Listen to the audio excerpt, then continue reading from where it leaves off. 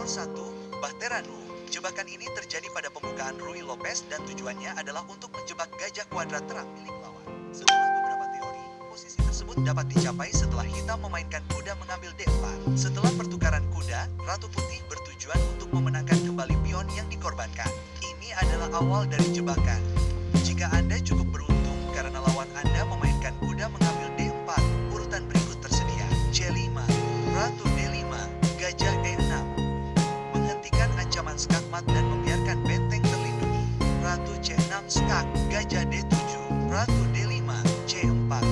Sekarang, sang bishop akhirnya terperangkap, namun tunggu dulu. Bagaimana jika Putih tidak jatuh ke dalam perangkap dan mengambil pion yang diracuni? Putih memiliki pilihan bagus lainnya seperti bishop D5, C3, A4, tetapi semuanya mengarah ke posisi yang kira-kira sama, yang bagus untuk hitam ini. Jika lawan Anda bekerja sama, dapat mengarah ke salah satu skakmat terindah dan terkenal dalam catur.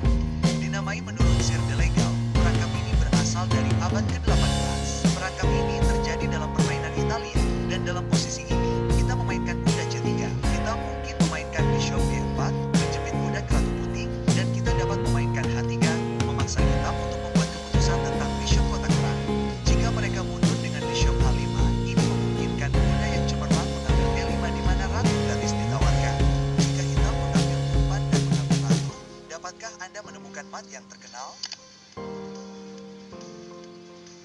Itu benar, bishop mengambil F7, Raja E7, yang dipaksa, kuda D5 mat. Jadi, jika lawan kita tidak mengambil umpan ratu, apakah ini posisi yang meragukan? Tidak sama sekali. Respons terbaik hitam adalah kuda mengambil E5, yang memungkinkan Putih memenangkan gajah kotak terang dengan ratu mengambil H5. Dan setelah hitam mengambil gajah di C4, Putih dapat memenangkan bidang itu kembali dengan skak ratu di B5, mengambil kuda di giliran berikutnya, tidak peduli apa respons hitam. Putih unggul satu pion dengan kendali di tengah, tempat yang bagus untuk keluar dari pembukaan. Nomor 3, perangkap Cambridge Springs. Perangkap ini muncul dari kalimat populer dalam gambit ratu ditolak. Dalam posisi ini, Putih mungkin mengambil pion dengan C mengambil D5.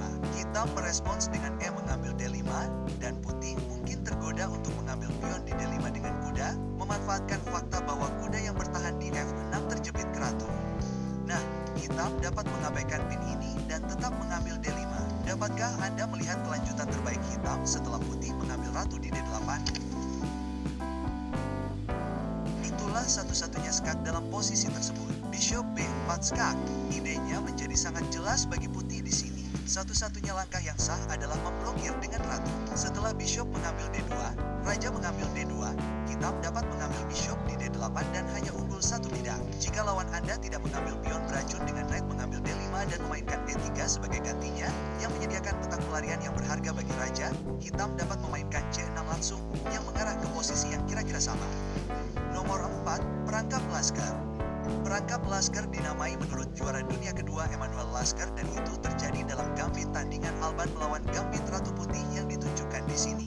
Setelah D mengambil E5 D4, Putih tidak dapat mengembangkan knight ke C3 dan mereka mungkin memainkan D3 yang tampaknya tidak berbahaya, yang sebenarnya merupakan kesalahan serius. Setelah bishop B4 skak, respons terbaik Putih adalah memblokir dengan bishop mereka di D2, yang merupakan tempat perangkap dimulai. Hitam dapat membiarkan bishop mereka tergantung di B4 dan mengambil pion di E3. Jika Putih mengambil bishop bebas ini, hitam memiliki tindak lanjut E mengambil F2 skak. Dan karena pada titik ini raja dibutuhkan untuk menjaga ratu di D1, ia harus menjaga kontak dengan raja E2. Bisakah Anda melihat satu-satunya langkah kemenangan hitam di sini? Itu benar, ini adalah promosi yang langka. F mengambil G1 sama dengan skak kuda. Ini adalah satu-satunya cara untuk mengambil kuda di G1 dengan tempo yang datang dalam bentuk skak pada raja. Jika pion dipromosikan menjadi ratu, Putih dapat menukar ratu di D8 dengan tempo juga, mengambil ratu yang dipromosikan di G1 dan dibiarkan dengan permainan material yang seimbang dengan hitam tidak memiliki serangan. Aspek lain yang menguntungkan dari promosi yang kurang ini adalah bahwa Putih bahkan tidak dapat mengambil kuda. Jika mereka melakukannya, hitam memiliki bishop skak G4, menusuk raja dan ratu. Jika kita kembali ke D mengambil E3 dan Putih tidak mengambil bishop di G4 tetapi memainkan F mengambil E3 sebagai gantinya, hitam menikmati posisi yang bagus setelah ratu skak H4. Ratu G3 E4 menyerang benteng di H1 dan pion di E3 karena bishop Putih tidak dapat mempertahankannya karena pin. Nomor 5, perangkap Rubinstein. Yang ini dinamai dari Grandmaster Polandia Akiba Rubinstein, yang dianggap sebagai salah satu pemain terhebat yang tidak pernah menjadi juara catur dunia. Meskipun demikian, menarik untuk dicatat bahwa perangkap ini dinamai menurut namanya karena ia jatuh ke dalamnya 2 kali.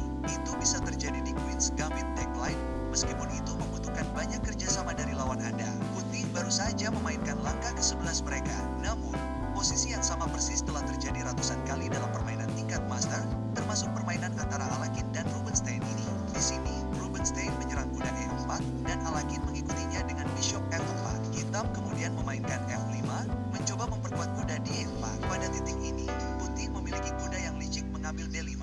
Jika hitam serakah dan mengambilnya dengan C mengambil D5, dapatkah Anda melihat langkah kemenangan putih di posisi ini?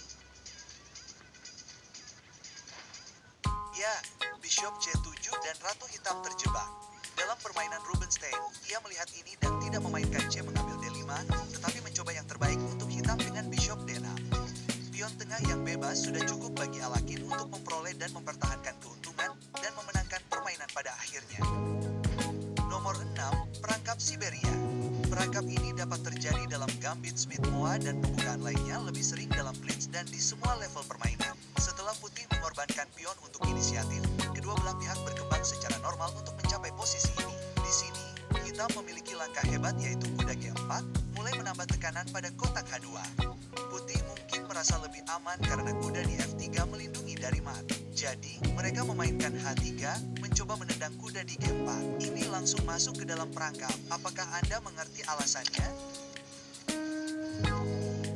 Jika Anda melihat kuda D4, bagus sekali. Hitam senang membiarkan kuda G4 menggantung karena ia menyerang ratu.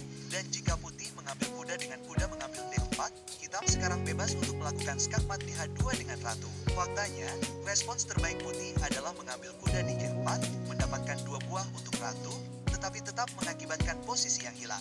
Jika putih tidak memainkan kesalahan penting H3, sebagai gantinya memainkan, misalnya, kuda B5 untuk menyerang ratu dan mempertahankan D4 dengan buah lain, hitam dapat memindahkan ratu kembali ke B8 dan menikmati posisi yang menyenangkan sambil memegang pion.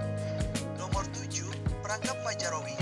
Perangkap licik ini muncul dari pembukaan Gambit Budapest. Hitam akhirnya mengorbankan 2 buah minor untuk memenangkan ratu putih. Di sini, putih kemungkinan besar akan memainkan D mengambil E4. Dan setelah kuda E4, kuda F3, D6, E mengambil D6, gajah mengambil D6, putih mungkin memainkan G3. Langkah yang tampak masuk akal untuk bersiap melakukan pianeto gajah. Ini sebenarnya adalah kesalahan yang serius. Bisakah Anda melihat alasannya? Hitam memiliki sumber daya, kuda mengambil F2. Ide di balik ini adalah, jika putih merebut kembali di F2, hitam memiliki serangan bishop G3 yang ditemukan pada giliran berikutnya, yang memungkinkan ratu hitam untuk menangkap ratu putih di D1. Jika putih tidak membuat kesalahan D3, dan malah memainkan langkah terbaik mesin, knight BD-BD, hitam dapat merespons dengan bishop F5, memberikan posisi yang kira-kira sama di mana hitam telah mengorbankan pion untuk memimpin dalam pengembangan. Nomor 8, perangkap Black Penciling. Dalam perangkap ini, hitam melanggar semua prinsip pembukaan dasar untuk mengejutkan putih. Pada awalnya, terlihat seperti hitam memainkan langkah yang ceroboh, tetapi setelah ratu mengambil G2, Anda dapat melihat siapa yang benar-benar dalam masalah. Perangkap ini muncul dari variasi permainan Italia atau Goppiano. Setelah knight D4 yang agak meragukan dari hitam, putih dapat menjadi serakah dan mengambil pion di E5 yang mengarah ke posisi ini. Hitam sekarang dapat memainkan ratu G5, dan jika keserakahan putih berlanjut, mereka akan memainkan knight mengambil F7 yang membagi ratu dan benteng hitam. Seperti yang disebutkan sebelumnya, ratu mengambil G2 sebagai kelanjutan dan benteng putih sekarang diserang. Jadi mereka kemungkinan besar akan tergoda untuk memainkan benteng F1. Hitam kemudian memainkan ratu mengambil E4 dan putih hanya memiliki 2 langkah legal untuk memblokir dengan ratu atau bishop. Jika ratu memblokir, maka hitam dapat mengambil ratu dengan kuda untuk keuntungan material yang signifikan. Dan jika bishop memblokir, hitam memiliki jalan yang lebih cepat menuju kemenangan. Bisakah Anda melihatnya? Jalan yang sangat cepat menuju kemenangan dengan skakmat kuda F3 yang indah. Kembali ke langkah ratu G5 hitam. Bahkan jika putih tidak memainkan kesalahan kritis dengan kuda mengambil F7, tetapi malah melakukan skak terhadap raja dengan skak bishop mengambil F7, hitam masih dalam kondisi yang baik setelah side stepping dengan raja D8. Dalam kasus ini, putih harus rokade untuk menghindari ancaman ratu mengambil G2, dan hitam dapat mengambil kuda bebas di E5, menyerahkan 2 pion dan hak rokade dengan imbalan tidak penuh. Nomor 9, skak yang tertahan dalam Gambit Budapest. Berikut perangkap lain yang berasal dari Gambit Budapest. Setelah Gambit dimainkan, teori utama dapat sampai pada posisi ini. Hitam dapat mengabaikan bishop yang tergantung dan memainkan kuda G mengambil E5. Jika putih menjadi serakah dan langsung mengambil bishop di B4, dapatkah Anda melihat kemenangan langsung hitam? Itu benar, hitam telah mencekik mat dengan kuda D3 skak mat. Jika mereka bertukar di E5, kuda mengambil E5, kuda mengambil E5, lalu mengambil bishop, hitam masih memiliki skak mat. Jika putih kebetulan melihat ancaman skak mat, mereka dapat memainkan D3 yang solid alih-alih mengambil B4. Dan hitam dapat menukar bishop kotak gelap dengan bishop mengambil D2. Di sini mesin mengatakan posisinya kira-kira sama. Nomor 10, perangkap joran pancing. Konsep joran pancing dapat muncul dari banyak variasi pembukaan Ruy Lopez. Beberapa joran pancing berfungsi dan beberapa tidak. Setelah garis umum Ruy Lopez ini, perangkap dimulai dengan bishop sederhana G4, menjepit kuda di F3. Putih kemungkinan akan merespons dengan H3 dengan tujuan menendang bishop, dan mesin setuju dengan langkah ini. Hitam, tentu saja, tidak ingin menggerakkan bidak yang sama dua kali berturut-turut. Disitulah H5 yang cerdik masuk, membuat bishop menggantung. Jika putih tidak dapat menahan bishop yang bebas, mereka akan memainkan H mengambil G4, mengambil umpan pancing. Respons hitam dengan H mengambil G4 langsung memiliki tujuan ganda. Ia menyerang knight di F3 dan membuka jalur H untuk serangan. Jika putih mencoba menyelamatkan knight dengan knight mengambil E5, dapatkah Anda melihat urutan kawin paksa hitam? Itu benar, itu dimulai dengan ratu H4.